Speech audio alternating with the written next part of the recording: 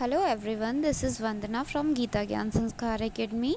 Now we are going to begin with the unit of atoms. Guys, आपकी screen पर लिखा है मैंने gram and kilogram. What do you understand by gram and kilogram? अगर हम बात करें कि हमारा छोटा सा कोई एटम है, ठीक है, हमने किसी मैटर को फर्दर डिवाइड किया, उसका स्मॉलेस्ट पार्टिकल क्या है? एटम. तो एटम जो हो गया वो माइन्यूट सा पार्ट हो गया है. किसी भी मैटर का सबसे छोटा पार्ट क्या हो गया? एटम.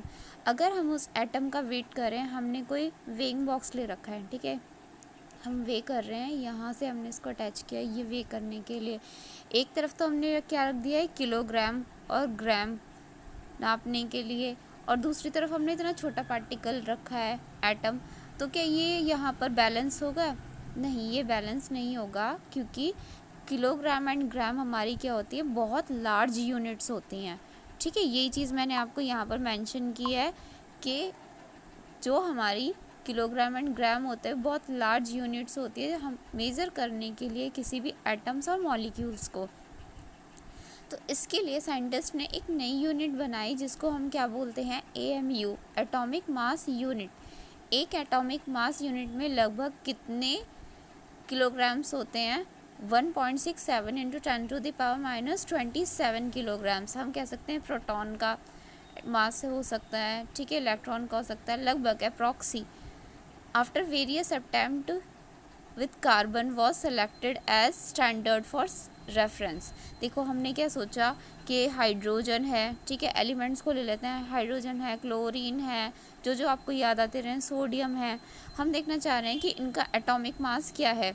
तो हमने रेफरेंस के सबसे पहले स्टैंडर्ड में किसको रखा था? हाइड्रोजन, क्योंकि इसका क्या होता है? 1 होता है एटॉमिक मास और एटॉमिक नंबर इसका 1 होता है, तो इसको रेफरेंस में रखा. लेकिन फिर जब इसको हमने इसके कंपैरिजन में जब औरों को देखा तो और सब किस में आ रहे थे? डेसिमल यूनिट्स में आ रहे थे, पॉइंट्स में आ रहे थे, फ्रैक्शंस में आ रहे थे. इसीलिए अब हाइड्रोजन को स्टैंडर्ड यूनिट मानना सही नहीं रहा, ठीक है. पहले हाइड्रोजन को ही माना गया था, लेकिन फिर उसके बाद जब सब की वैल्यू फ्रैक्शंस में आने लगी तो फिर इसको स्किप कर दिया आइडिया को. उसके बाद कार्बन को लिया गया. तो आपको यहाँ पर शो करती हूँ मैं. देखिए यहाँ पर नीचे कार्बन का एक एटम लिया, इसके 12 फ्रैक्शंस किए गए, ठीक है, इसके 12, और इसके एक पार्ट को जो तरबूज काट देते हैं ना, इस तरह से काटा गया, और इसके एक पार्ट को क्या मान लिया गया? 1 यूनिट या फिर 1 एटॉमिक मास यूनिट मान लिया गया. और इसी से ही कंपेयर किया गया अदर एलिमेंट्स के एटॉमिक मास को, और इसी से ही क्या निकाला गया? अदर एलिमेंट्स का एटॉमिक मास निकाला गया.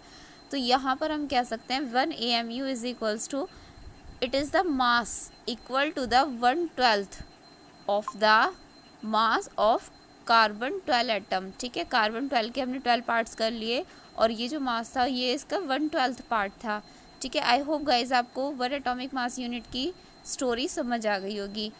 क्योंकि किलोग्राम और ग्राम बड़े होते हैं, इसीलिए एक एटम का मास निकालने के लिए जिस यूनिट को हम यूज़ करते हैं वो एटॉमिक मास यूनिट होता है.